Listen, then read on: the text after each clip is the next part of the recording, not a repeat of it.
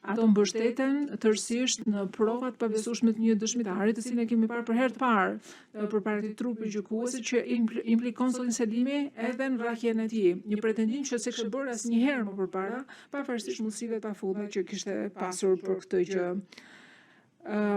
Kompensimi financiar që dëshmitari ka pranuar ZPS që ishte interesuar, duket sikur të ketë mjaftuar që ky dëshmitar t'i gënjente sy për sy trupin gjykues. Sa ironike është që të gjitha fjalët e thënë më parë, gjatë dhe pas periudhës së akuzis,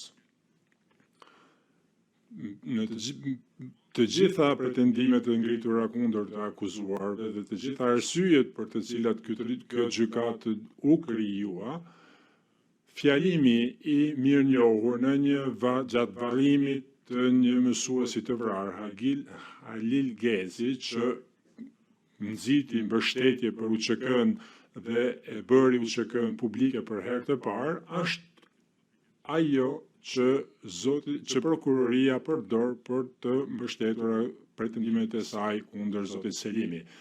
Ai është një fjalim klasik propagande që ka qëllim të caktuar në rrethanat e kohës dhe thekson veprimet e pa përcaktuara, pa verifikuara që ndërmarr kundër bashkëpunëtorëve dhe kolaboracionistëve dhe në mënyrë legjitime kritikon ata që besojnë që kjo nuk ishte politika duhur për të ndjekur. Kjo është ilustrative dhe vërtet tërheton synimin e zotit Selimi për të frymëzuar rezistencë. Gjatë këtij gjykimi, asnjë dëshmitar nuk ka dhënë prova lidhur me këtë pikë.